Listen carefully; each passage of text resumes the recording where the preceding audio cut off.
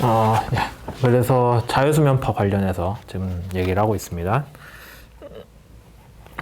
이제 만약에 여러분들이 자유수면파에 대한 문제를 풀고 싶다라고 하면은 지배 방정식들이 있겠죠.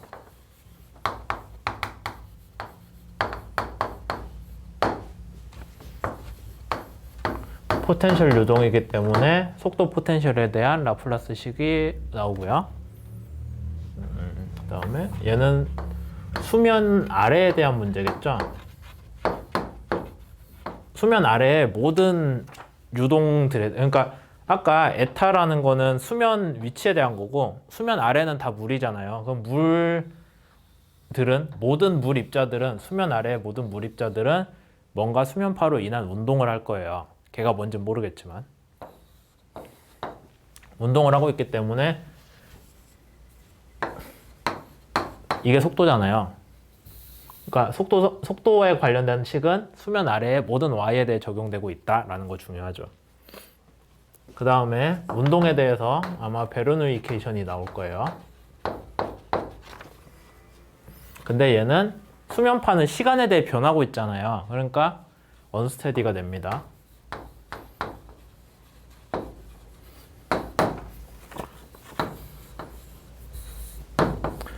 언스테디 유동, 비정상 유동에 대한 베르누이식은 그냥 베르누이식이랑 다른 부분이 하나가 있어요. 그게 이 항이거든요. 시간에 따른 포텐셜 변화량.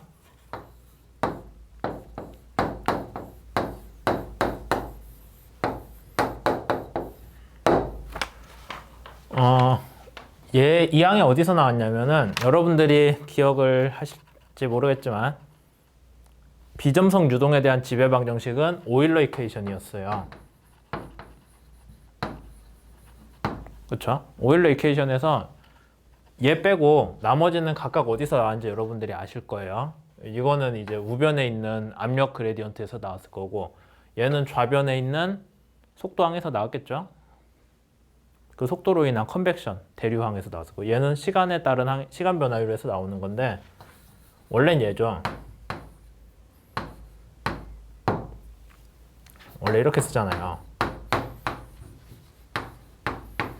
이렇게 썼는데 얘를 오일러 이퀘이션에서 베르누이 이퀘이션으로 넘어올 때 어떻게 했어요? 스트림라인을 따라서 적분을 해주거든요. 스트림라인 따라 적분을 해주다 보니까 얘가 요거죠. 얘도 뭐 이런 식으로 나오고, 사실 얘도 이런 식으로 나오는데 스트림라인을 따라 적분을 해주기 때문에 사실 그레디언트가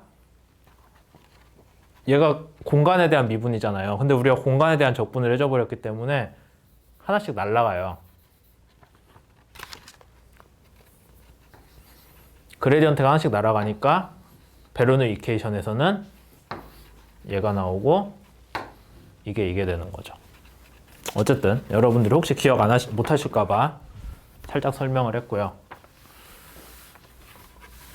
이런 식의 비정상 요동에 대한 베르누이 이퀘이션이 나옵니다. 그 다음에 경계 조건이 하나 더 있네요. 그러니까 이거 두 개의 경계 조건, 지배 방정식 더하기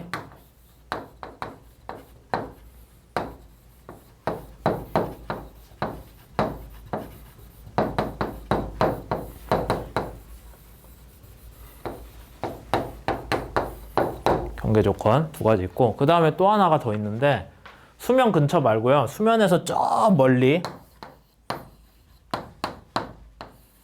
수면에서 정말 멀리 떨어져서 저 아래 무한대까지 뻗었을 때 여기는 수면파에 영향을 안 받는다 라는 게 있어요. 경계 조건으로.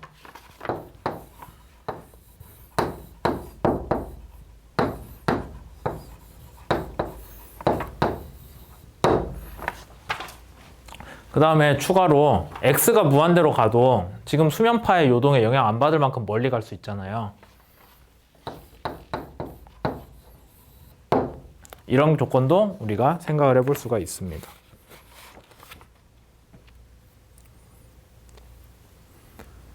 그랬을 때 얘를 가지고 생각을 하면은요, 수면에 저 멀리 떨어진 x방향으로 저 멀리 떨어진 데에서도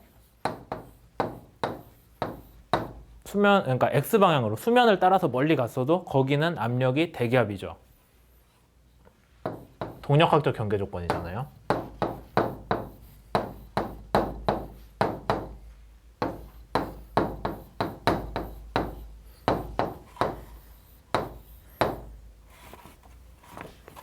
압력항이 빠져야겠죠? 그러면은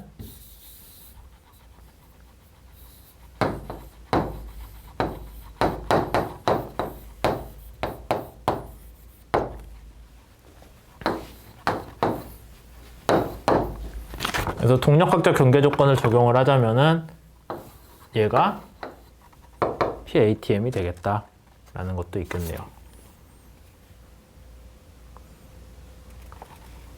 그래서 이런 것들을 다 적용을 해서 여러분들이 푼다면은 푸는 과정은 나중에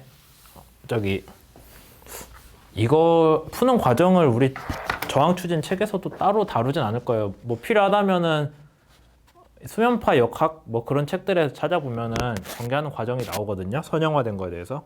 그렇게 했을 때 최종적으로 우리가 세 가지? 이건 아까 얘기했죠.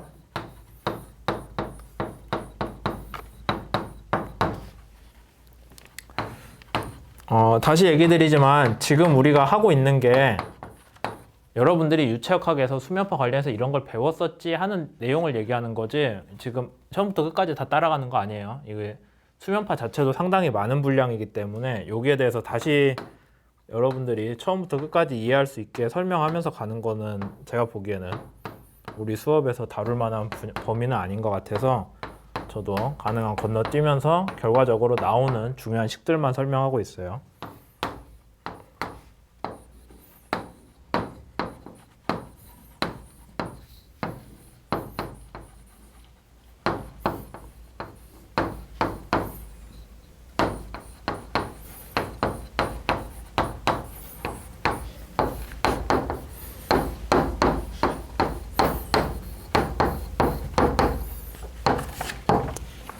벨로시티 포텐셜이 풀리거든요. 요 식을 집어넣고 경계 조건 넣고 뭐 등등 해서 풀면은 얘를 구할 수가 있고 그 다음에 얘를 그레디언트를 구해주면은 속도 분포가 나오죠. 벨로시티 포텐셜이기 때문에 이런 식으로 나옵니다.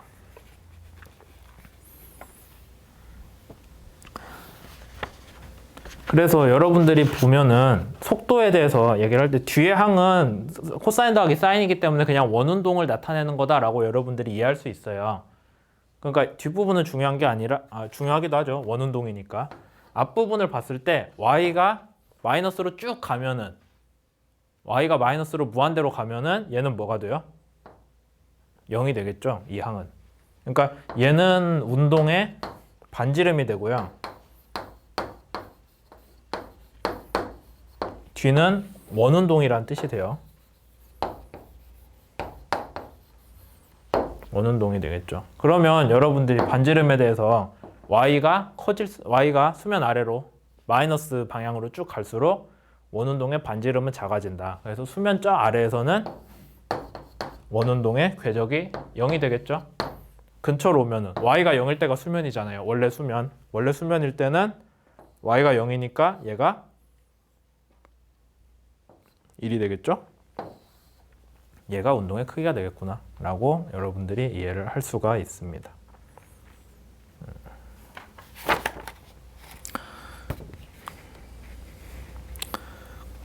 지금 여기서 한 거는 우리가 유체 입자 하나가 운동을 어떻게 했냐에 대한 거예요. 수면에 붙어있는 유체 입자 아니면 수면에서 y만큼 아래로 내려가 있는 데에 대한 유체 입자가 어디로 가서 운동을 하고 있냐에 대한 거고 실제로 수면파가 어떻게 움직였는지는 운동학적 경계 조건으로 여러분들이 해석을 해야 되겠죠. 그러니까 여기 나온 속도가 여기 수면파 입자가 그 다음 어딘가 이 수면에 델타 t만큼 지난 다음 수면에 어딘가로 이동한 건 맞아요. 근데 그게 우리가 단순히 수면파가 앞으로 진행했으니 얘는 항상 여기로 다 이렇게 갔을 거야 라는 얘기는 절대 아닌 거죠. 실제로 계산을 해보시면은 X방향 유동 성분이 여기 이쪽 파 정에서는 앞으로 간 거 맞거든요. 근데 여기 보면은 얘는 어디로 가냐면은 얘가 일로 갔으면은 얘는 위로 가나? 그럴 거예요. 그 다음에 네, 그럴 것 같은데 여기 갔고 그 다음에 얘는 여기서 아래로 가겠죠. 어쨌든 뭐 이런 식으로 얘가 순간순간을 찍어서 보면은 수업 자료에 그림 제가 그려놨었네요.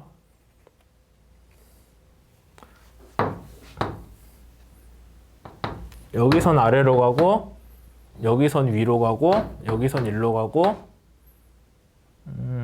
여기는 왜 이렇게 그려놨지? 예, 뭐 이런 식으로 나와요. 그래서 얘가 이동하는 거를 다 그려보면은 앞으로 쭉 가는 게 아니라 시간에 따라서 이렇게 뱅글뱅글하게 돈다는 얘기가 나와요. 그 다음에 y가 마이너스로 갈수록 그 움직이는 반지름은 줄어드는 거죠. 뭐 이런 식으로. 이게 우리가 얘기하는 수면파에서의 궤도 운동, 오비탈 모션이라고 하는 게 되는 거죠.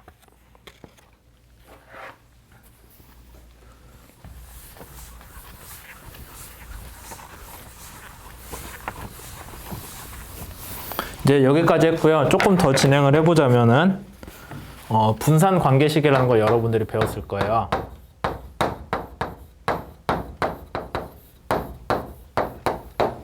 이게 원래 수면 깊이에 대해서 나오는 식인데 수심의 깊이 탄젠트 하이퍼볼릭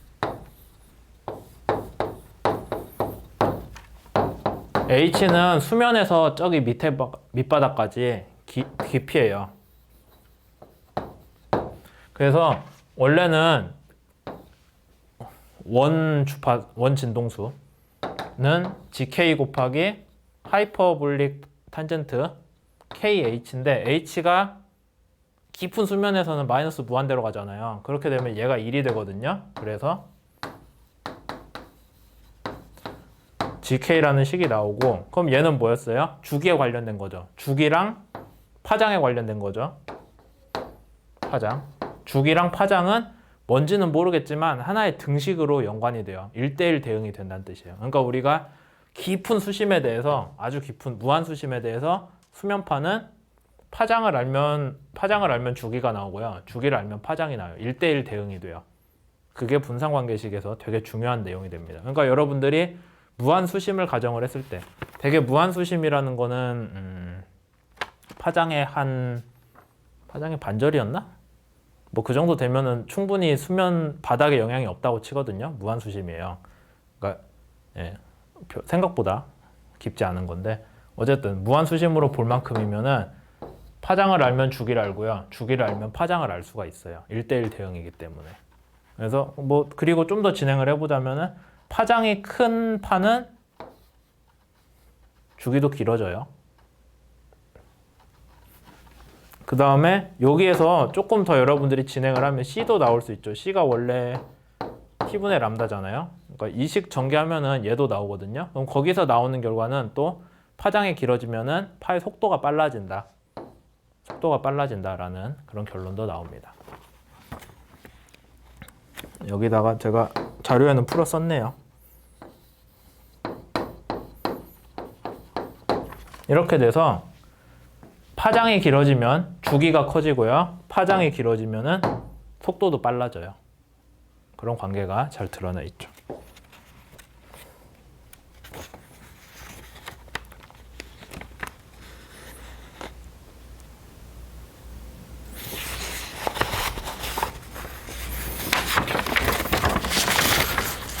그 다음에 이제 3쪽을 보시면은 3쪽에서 얘기하는 거는 뭐 복잡한 부분은 아니고요. 수면파가 갖는 에너지예요. 왜 수면파가 갖는 에너지를 우리가 해석을 해야 되냐면은 배 주위에 수면파가 생겼을 때 수면파의 에너지를 보면은 얘는 1초당 얼마만큼의 에너지를 공급받아서 이 수면파 형상을 유지를 하는구나. 그렇다면은 배는 1초에 얼마만큼의 저항 곱하기 전진 속도로 주위에 에너지를 전달하고 있구나라는 게 짠 하고 나오거든요. 그래서 파가 갖는 에너지가 중요한데 파가 갖는 에너지는 포텐셜 에너지가 있고요. 운동 에너지가 있습니다. 둘이 더하면은 토탈 에너지가 되겠죠.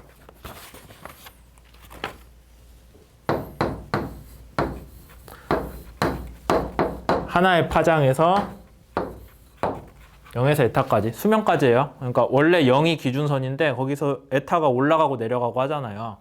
거기에 대해서 수면파지. 원래 로지 h잖아요.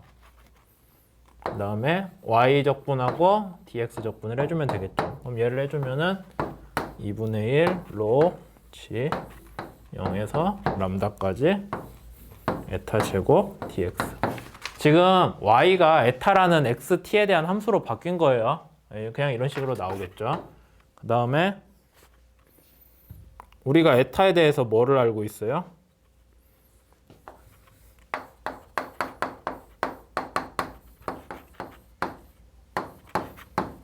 t는 지금 전혀 안 다루고 있어요. 왜냐하면 특정한 t에 대해서라고 우리가 정의를 해버리면 t는 문제가 없게 되거든요. 한 t에 대해서. 그러니까 t가 의미가 없으니까 그 항을 지웠어요. 그럼 이렇게 되고 코사인 제곱을 적분을 하면은요. 수업 자료에는 dx 빼먹었죠.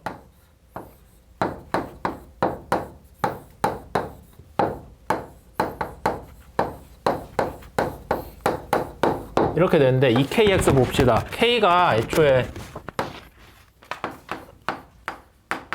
람다분의 2파이잖아요. 근데 x에 얼마 넣을 거예요? 저희가 적분해서 람다 넣을 거죠. 그러면 다 없애고 2파이잖아요. 사인 2 곱하기 2파이니까 4파인데 사인 4파이는 0이잖아요. 그러니까 얘 없어져요. C야 정적분할 때 당연히 없어지고 얘만 남죠. 그래서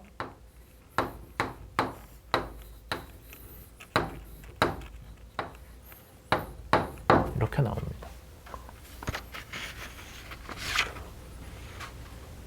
앞에 a가 붙어 있었으니까요. a 제곱을 하면은 여기 a 제곱 붙잖아요. 그러니까 걔도 살아서 여기 있는 거죠. 그 다음에 운동 에너지는 조금 식이 복잡한데 우리가 앞에서 구했던 속도의 제곱식 그대로 쓰면 돼요. 마이너스 무한대에서 0까지. 그러니까 수심 저 밑에서 수명까지.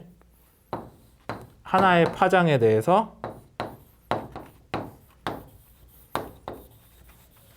이렇게 되는데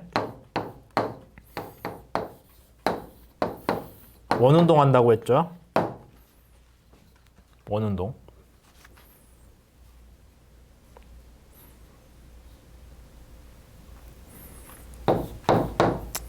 그러면은 얘를 쭉 전개를 해주시면은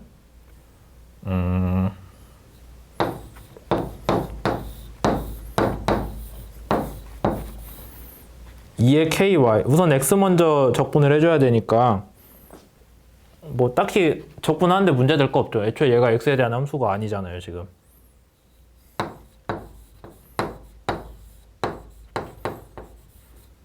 그냥 람다만 나오죠. 0에서 람다까지 x방향 적분을 했으니까.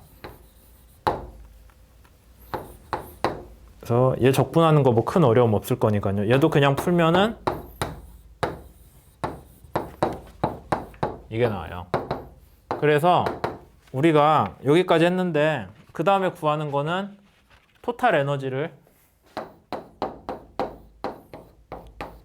파장으로 나누면은 단위 길이당 에너지가 나오잖아요. 그러면 뭐 파가 길든 짧든 상관없죠. 단위 길이당 에너지만 알면. 이렇게 하면은 뭐가 나와요? 뒤에 람다만 없어지니까 얘 더하기 얘가 되는데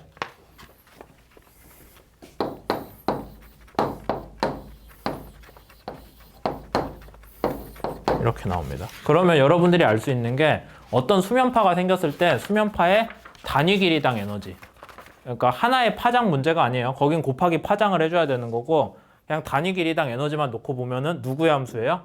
진폭의 제곱의 함수가 되는 거예요. 그러니까 진폭이 클수록 에너지가 큰 파다라는 걸 알 수 있죠. 왜 진폭이 클수록? 진폭이 크면은 파가 위로 많이 올라가니까 포텐셜 에너지가 커지는 거 이해해요. 근데 왜 운동 에너지도 커져요? 속도가 애초에 진폭의 문제가 됐잖아요. 우리가 식을 풀면은. 그러니까 진폭이 커지면은 파의 운동 속도도 빨라지는 거예요. 그러니까 운동 에너지도 커져요. 그래서 결국에 다 더하면은 단위 길이당 파의 토탈 에너지는 오로지 진폭의 제곱에 관여를 한다. 그러니까 진폭이 큰 파가 만들어진다면은 어쨌든 에너지가 큰 파다. 배가 그러면은 주위에 파를 만들면서 갈 때 진폭이 작은 파를 만들면은 얘는 주위에 에너지를 적게 전달을 해줬구나. 저항이 작은 배구나 라고 할 수 있고요. 진폭이 큰 파가 생긴다면은 얘는 주위에 에너지를 많이 전달했으니 큰 저항을 받으며 가는 배구나 라는 거를 우리가 이렇게 수학적으로 설명을 할 수가 있게 되는 거죠. 그래서 실제로 여러분들이 이제 저항 추진 과목에서 배에 파도를 만드는 저항 성분, 조파 저항을 얘기를 한다면은 거기에 대해서는 가장 중요한 게 딱 하나예요. 어떻게 하면은 배 주위에 파를 작게 만들 수 있을까? 진폭을 작게 만들 수 있을까? 파장은 우리가 손 못 대요. 근데 진폭은 어떻게 배를 잘 설계하면은 진폭을 작게 만들 수 있고 어떤 방법으로든 결국에 옆에 표현되는 진폭이 작아진다면은 걔는 주위에 일을 적게 해준. 그래서 저항이 작은 배가 됩니다. 이 부분에 대해서는 뒤에서 5장인가? 거기서 배울 거예요. 다만 지금 오늘 수업에서는 이 영상에서는 하고자 했던 얘기가 여러분들이 배운 수면파 관련 내용에서 이런 게 있었지, 이게 중요하지 정도만 얘기하는 거였기 때문에 뭐를 어떻게 전개하고 아니면 뭐는 어떻다 상세하게 얘기하는 거는 좀 많이 건너뛰었어요. 하지만 거기에 대한 내용은 어차피 2장 조파저항부터 5장까지였나? 선형과 저항이었던 것 같은데 거기까지 자주 계속 나오는 얘기이기 때문에 이제 그 책에서 새로 다루기 시작하면은 그때 가서 설명을 할게요. 여기까지 했고요. 그 다음에 선박 주위 유동에 대해서 설명하는 부분들도 이제 다음 영상에서 다루도록 하겠습니다.